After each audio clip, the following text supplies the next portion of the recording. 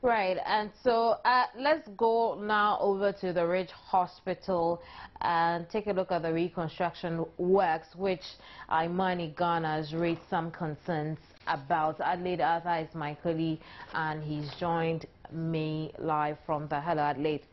Hello, Kamini. Tell us what you have observed being there. Yes, at the moment, work on the project has started. They've started cutting down the trees to clear the land. And I'm also told that there is a building on the land that they are going to demolish. After that, they are going to start excavation. And, you know, I'm told Ridge has a total of 16 acres, but the project is actually going to be on 6 acres. And, from what I have gathered is that the project is not a refurbishment or a reconstruction, as some are putting it, but rather it's a new health facility that they are putting up. And then after the whole project is completed and well done, the main hospital that we see now will be demolished or turned into something else, a car park or something. So, the original plan is to have a 620-bed facility, which should cost $306 million US. But I understand that because of funding, the sources, and all that, we were unable to.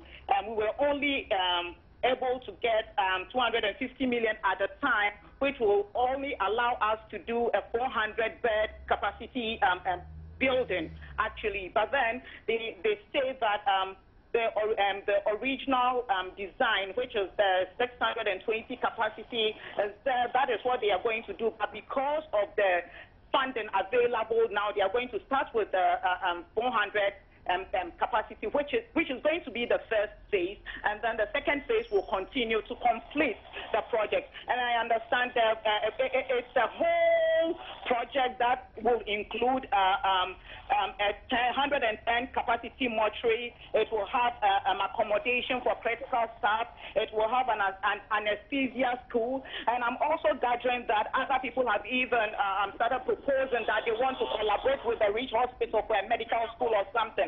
So this is a huge project. And also what I have again gathered from sources who do not want to be named is that, the Crown Agency are saying that it's overpricing and all that.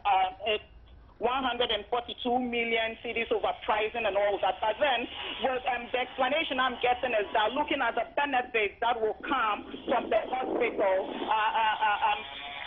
the price shouldn't be a problem at the moment, and that they are just one agency trying to value the funding and then the project to see if we are getting value for our money. But then there are also independent evaluators around that the government can contract to have an independent inquiry or assess this project and see. So, so far that's what I've gathered, and work has started. They are cutting down the trees, as I said earlier. They will be demolishing a building on the 6 acres that is available to them, and then excavation will begin. I see. Thank you very much, Adelaide, for that information.